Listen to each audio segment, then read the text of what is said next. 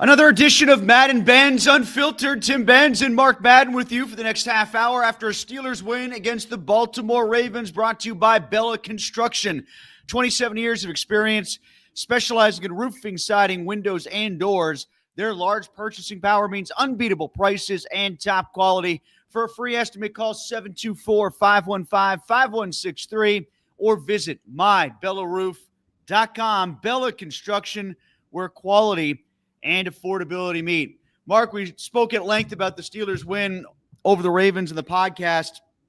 Since then, I've been doing a little reading coming out from Baltimore, and you used the phrase rattled about the Ravens early in the game, particularly after Derrick Henry fumbled thanks to the strip from Nick Herbig.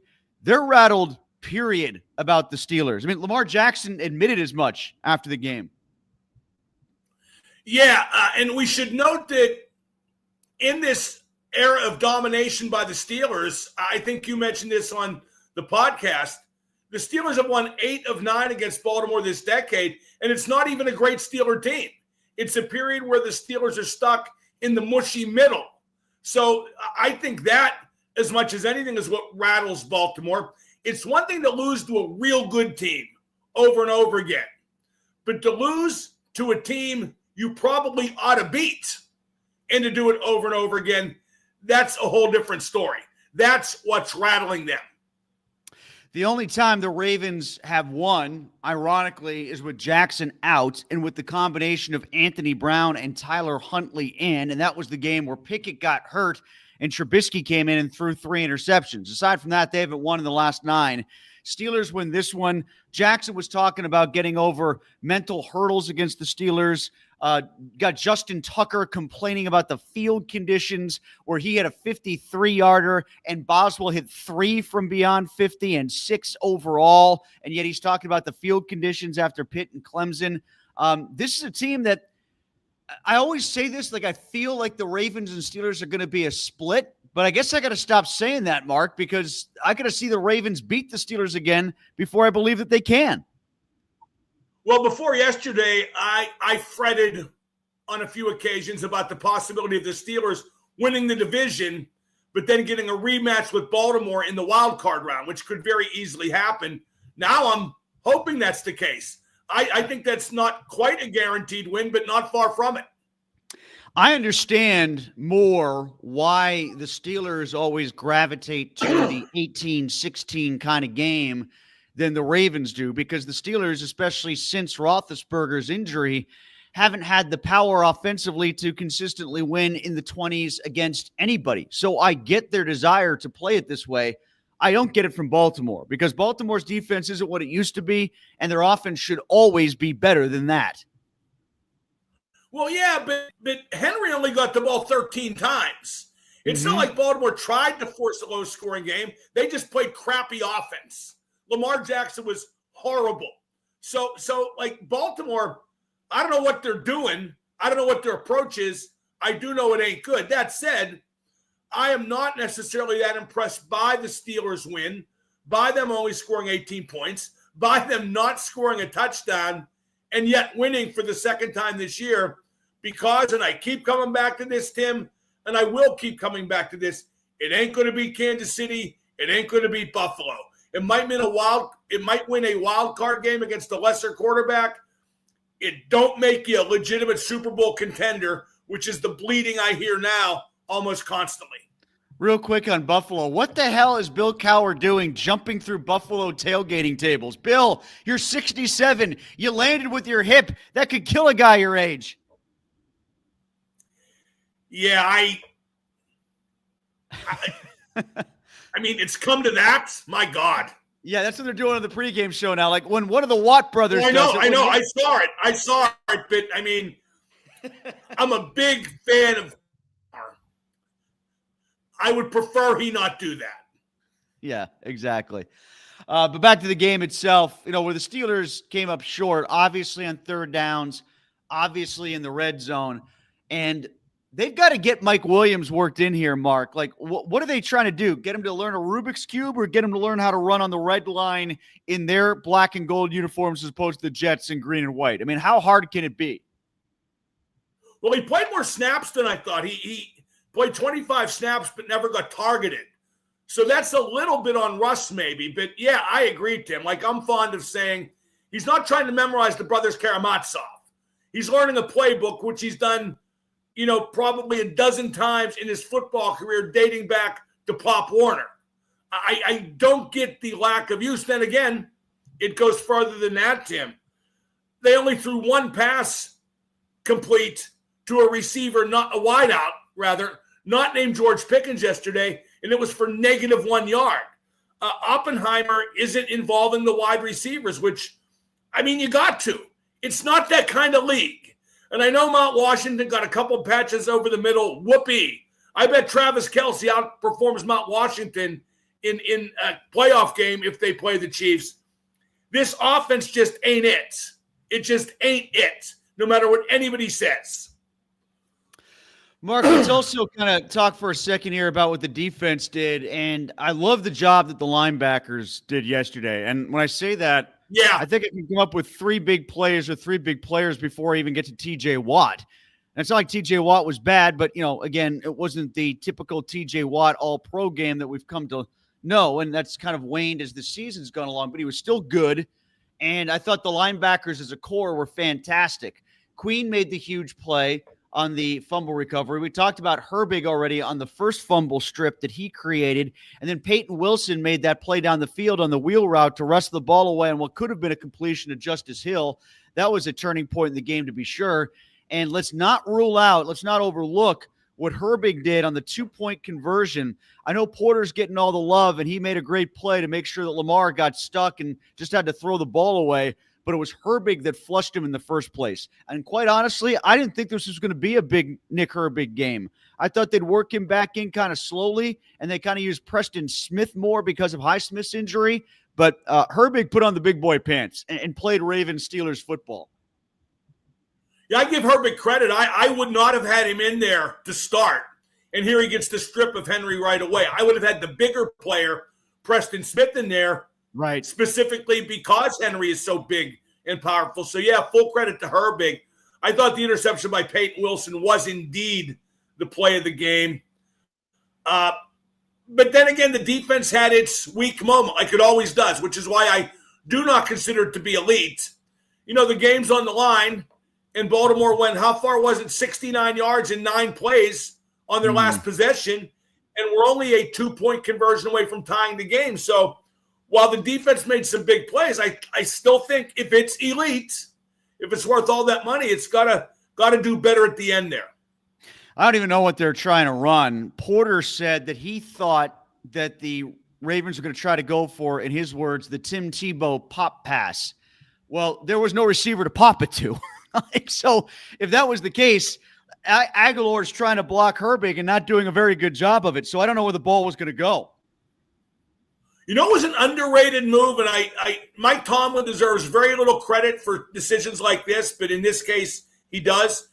He called a timeout right before the snap on the 2-point conversion, and it kind of exposed the Ravens' preferred play, and then they went to something else. Well, you know what, Mark? That's a good point. It's worth talking about, and I'll do a mea culpa on this one because I was sitting in the press box next to Chris Adamski, who was covering the game for us, and they called that timeout. I'm like, do they really need to call a timeout here?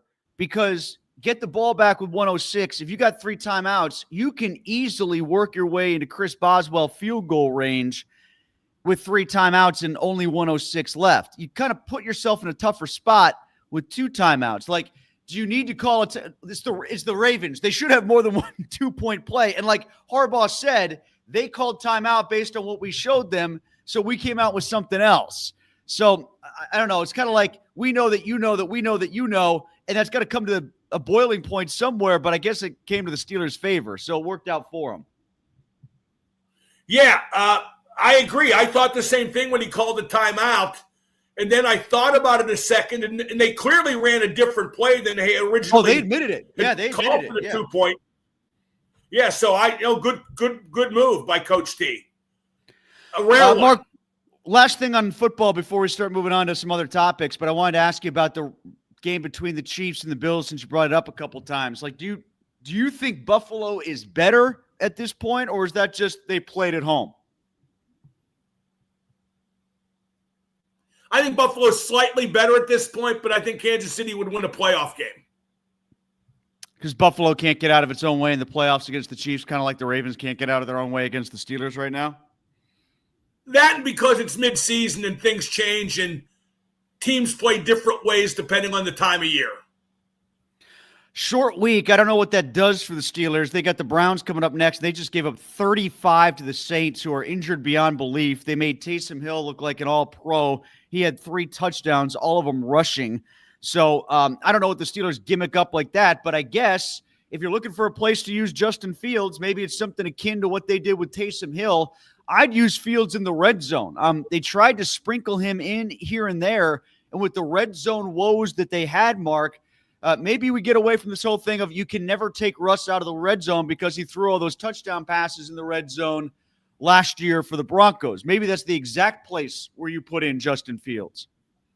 Well, here's an instance where coaching let the Steelers down. They clearly have a situation or situations where they think about using Fields, right?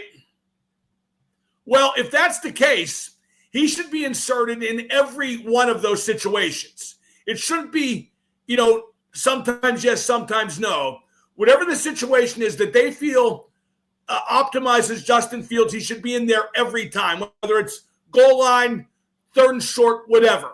The mix and match, it doesn't work. It deprives your offensive rhythm on 2 ends. One, pulling Russ in and out of the lineup, and B, that Fields never gets a rhythm for a certain situation. The offense never gets a rhythm for Fields in that situation. Mark, let's get to the Penguins. They lose to the San Jose Sharks, beat the San Jose Sharks, Freudian slip. They beat the San Jose Sharks 4-3 in a shootout, but they blew a 3-goal lead along the way. I can't believe that's where they are right now, where it's cause for celebration, that's a high point right now for the Pens, but it kind of is. I didn't celebrate. I didn't celebrate, and neither did the team. It felt like a loss in the dressing room afterward, and the PR department played it correctly by trotting out Pickering and Ponomarev, who had the adrenaline of having played their first NHL games of the season. Ponomarev's third ever and Pickering's first ever. So they played that right. But yeah, it was terrible. And as I keep saying, there has never been a situation like this in any sport with any team where the coach didn't get fired. And I'm not saying they should fire him. I'm just saying there's never been a situation like this in any sport with any team where the coach did not get fired. I'm curious, Mark, because I didn't work that game. When you say that they made those guys available, like did they make no one else available? Did they wait and clear the locker room? No, there were others available, but it was smart to have them out there.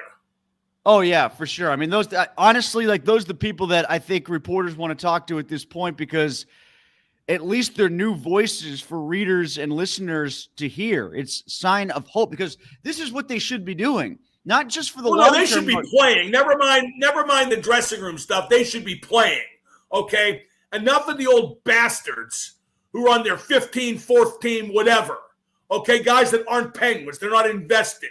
Get young kids in there if you think they're ready and play them instead of the old guys. Scratch Lizotte, scratch Hayes, scratch Achari. Scratch as many as you can to get young guys who are ready in because they're invested in being Penguins. They bring energy. They bring enthusiasm. They uplift guys like Crosby. The problem with Sully is, among many, really, at this point, because this ain't the kind of team for Sully. But he has too much respect for guys who fit his profile as a player. Very marginal, journeyman type, bottom 6 guys. You can never disrespect those guys because he was one of those guys. And my God, if it comes down to Ponomarev or any of their bottom 6, Ponomarev should play every time. He didn't play enough the other night. Well, Sullivan should also realize at some point he was a young player that needed a break, and those guys need a break, and he won cups with guys like that too. Let's remember that. He worked with those guys in Wilkes, and he trusted them. I get it, but he's got to trust them in this organizational structure that he's been a part of now since 2015-16. Honestly, Tim, and I don't want to knock Sully because he, won 2 cups and has done well for the franchise. He's got to go. He's just not the guy to move forward with. It's time to move forward. It's time to execute the GM's vision. And you don't execute the GM's vision, a relatively new GM, with a holdover coach. Sully should have gone in the offseason. Dubas should have brought in Sheldon Keefe, who left the Leafs to go to New Jersey. That would have been the way to go. Well, I'll amplify the point that you were making before about them needing to go with the younger players and get away from the Acharis and the Hazes of the world and all the other guys that they've recycled through. Honestly, Mark, for the long term, that makes a lot of sense, of course. But for the short term, it makes more sense because I think those guys might be better. There might be more to tap there than what you already know that you have in these guys that other teams just didn't want and cast off. Well, in that case, let the old bastards play them because it's better to finish 32nd than it is 17th. What about Pitt, Mark? It feels like their momentum died the moment they lost that first game to SMU. Can we just stop talking about Pitt now? Probably. Yeah, I guess we can. Yeah, I mean, their buzz is 1,000% gone. No, they're not something that's interesting anymore.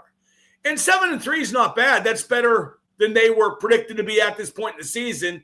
Probably finish 8-4. That's about best case scenario.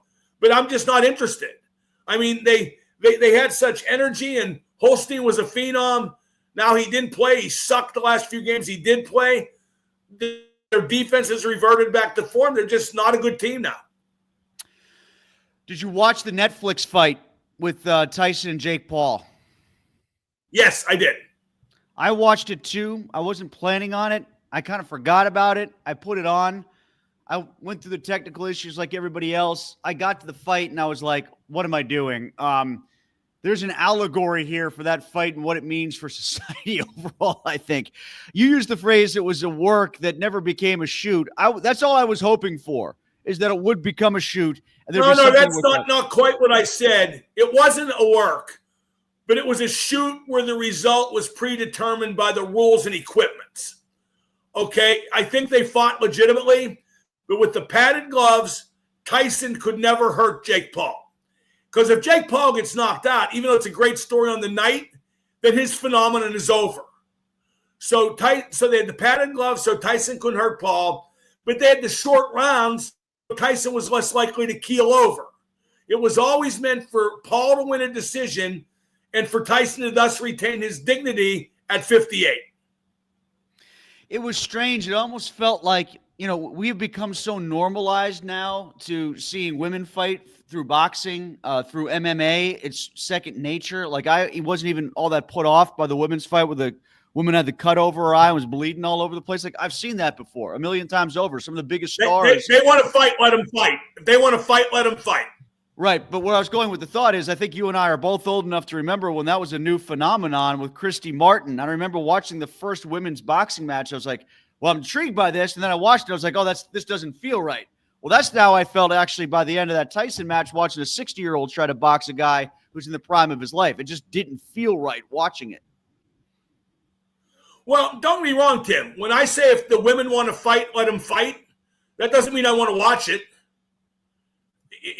Although that was a much better, I did watch it. It was a much better fight than Tyson and Paul. Yeah.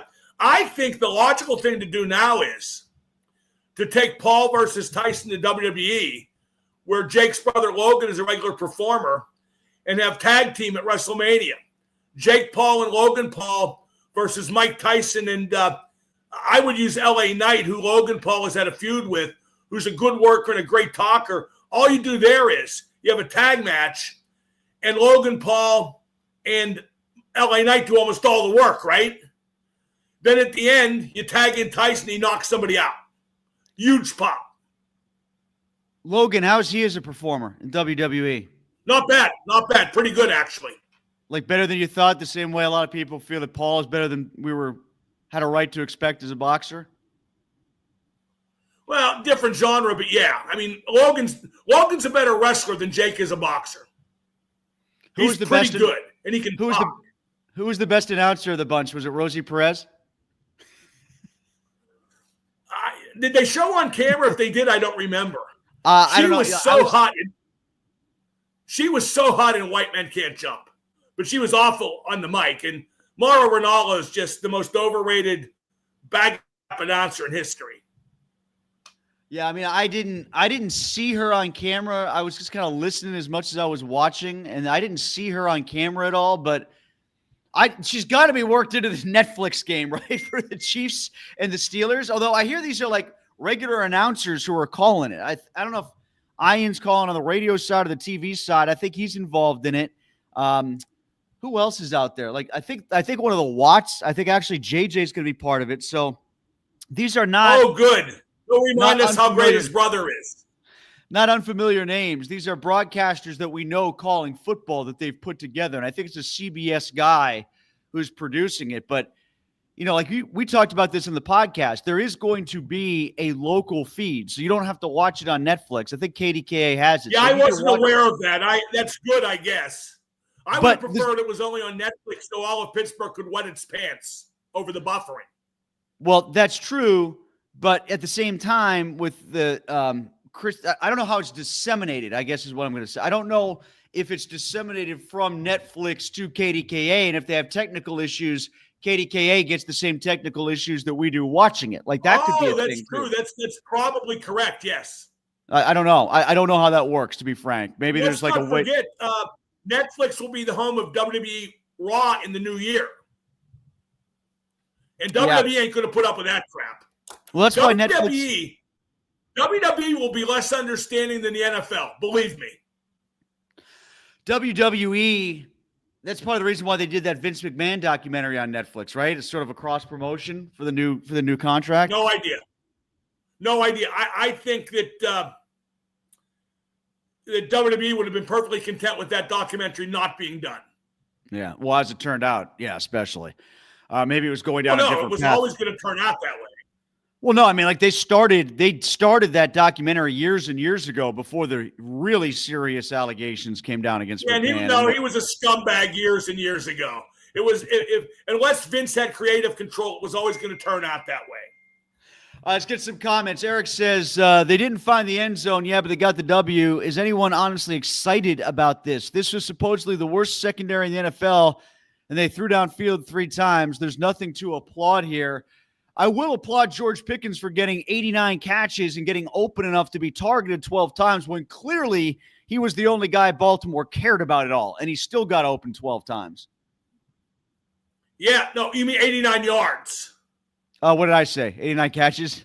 89 catches, which would have been great. That would have been awesome. Yes. 89 yards, 8 catches, 12 targets. The point being the targets. He got open 12 times when there's no one else for the Ravens to care about. Here's get this thing up for Brian Michael. They've got to start scoring touchdowns rather than settling for field goals. Okay, here's the thing. That's one of the few times, Tim, in the Tomlin preferring the field goal era, which seems like it goes back forever.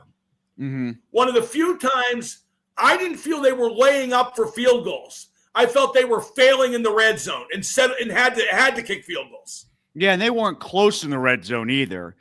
And you want to walk away with 3 points. When you get drives that start inside the 35, inside the 25, you just want to get 3 there. You don't want to give away the opportunity and let the team get bailed out by your own ineptitude if they give you the ball there. So 2 of those layups came after field goals, and then the other field goals that Boswell kicked, I mean, they were 50 plus. Like, the decision there isn't go for it on 4th down or let Boz kick.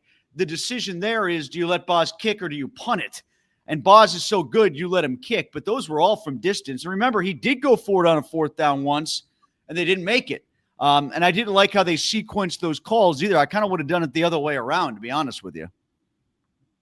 What has happened to Justin Tucker? I know he blamed the field, but he ain't been good for the best part of this year and last year, I would say. Yeah, getting back to last year. It started last year. He missed 5 kicks, which is a lot for him.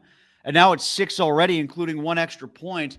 And those weren't, really tough kicks by Justin Tucker standards. That's the difference. I looked this up, Tim.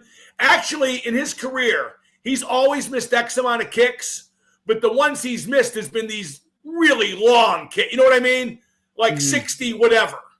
And even those, he made some of them. But like now he's missing makeable kicks. Like yesterday, hey, it is not far-fetched, Tim, to say that the Steelers lost that game mostly because Justin Tucker missed kicks. That was the single biggest factor.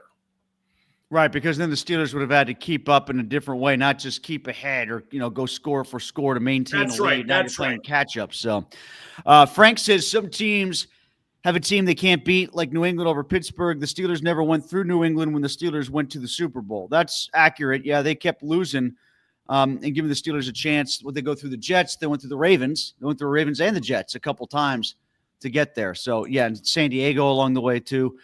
That was always a bogey team for the Steelers, obviously, but they were a bogey team for the whole league. This was once a rivalry that was for games that are always so evenly matched. Like the Patriots used to blow out the Steelers. The Steelers were rarely in it against the Patriots. These are games that always come down to a field goal, and the Steelers always managed to beat the Ravens. Well, nobody wants to hear this, but that game was just awful to watch. I mean, just awful. It was exciting near the end, but it was just awful football. Both ways. Richard says Harbaugh keeps falling into the trap of trying to out-Steeler the Steelers. Yeah, I think he's gravitationally pulled. I think purple and black sees black and gold, and it can only go one way in John Harbaugh's mind. Sean says, surprised the Steelers. I think both them guys are the most overrated coaches in football, and they deserve each other. Sean says, surprised the Steelers don't use Fields in the red zone. That's what we just talked about, especially if Russ is having issues there. And Russ's biggest quality right now, Mark, is throwing passes from distance, scoring from distance, getting chunk plays. It's funny how that moon ball of his is actually a high percentage throw because he's so accurate with it at the high point. When he's got Williams and Pickens to go get it, it really turns into an interception. Yeah, see, I don't think Russ played brutal. I just don't think he played as good and certainly didn't produce like he should in the red zone. But, I haven't heard yesterday on Twitter during and after, there was some call from the morons about, putting Fields back in as the starter. But I don't think that's carried over to today. I think common sense is prevailing, even with the national media from what I've seen. Jason says in the Steelers' last possession, I was half expecting there to be a fumbled snap on either of the plays that Fields was in. Well, he didn't fumble it, but he pulled a Willie Mays Hayes and slid before he got to second base. I don't know what that was all about. Yeah, Tim, we had 3 plays this weekend. I'm commenting today on my show. Field sliding shy the sticks. Bunting being 5 foot offsides on a Malkin goal, which I couldn't believe they had to review. He was so far offside. And the Purdue receiver getting open outside the end zone and catching the ball. I get it. That's your home field. You got to be aware of that. What the hell are they doing making that end zone that way? That's so stupid. Why do they do that? When it's a black end zone with a white end line, but then it's black beyond the end line. Right, exactly. Yeah. It's a little strip of white, and then they have more black on the other side, and he just kept running through it. You know what it reminds me of? You ever see a football field that's also lined up for soccer? Yeah.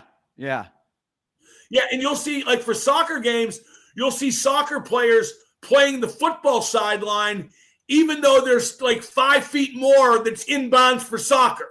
Yeah, because it's instinct to play the bigger, more prominent line. Well, I see those all the time in some of the small colleges I do for Duquesne games. You see, okay, it's lacrosse, it's soccer, it's football. And I don't know how the players keep it all straight, to be quite frank with you. Yeah, it's ridiculous, but that's how it is. Let's get at least one Penguins one in here, Mark. Penn should absolutely fire Sullivan unless they are vying for the number 1 draft pick. Steelers need a number 1 seed for any chance of beating KC or Buffalo. They got to get home games against those teams. They might be able to beat. I hate talking about the Sullivan thing because they're just not going to fire him. I feel comfortable saying that the coach would be fired in any other situation like this in any other sport. But I don't think they're going to. Although I think finally they might be at least considering it. I've not heard that, but there's a weird air down there right now. This guy, Brian, added, by the way, Mark Sullivan is in his Dan Bilesma refuses to scratch Craig Adams and Tanner Glass phase. Yeah, but Dan Bilesma's killing it in Seattle. So maybe a change of scenery would benefit all. Mark, all right, so we wrapped up the podcast, and you didn't have a chance to watch Yellowstone yet. Do you want to do your weekly Yellowstone spoilers for people who haven't seen it yet? Yeah, it stinks. They clearly spoiler. They Is the whole clearly thing shot no, and I don't say that lightly because that's one of the better TV shows of the past 10 years. But they clearly shot a bunch of crap, like with them, camping with the cattle in Texas. They clearly shot a bunch of crap thinking they would get Costner back.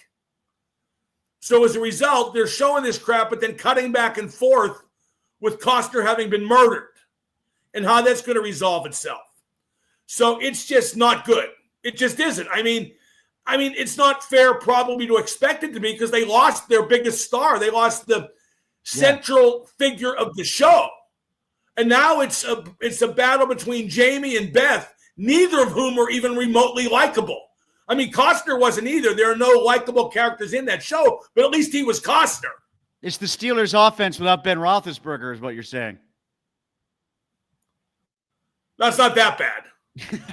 Mark Madden and I will be back next Monday for Madden Benz Unfiltered. Of course, the game is Thursday. We'll still be here on Monday, so watch. We'll recap what happened in the game. We'll look ahead to the next game, and we'll also take care of everything that happened in the NFL and anything else that happens with the Penguins between now and then as well. Mark and I back next Monday. Check out the podcast. It's up online at triblive.com. The Madden Monday podcast also brought to you by Bella Construction.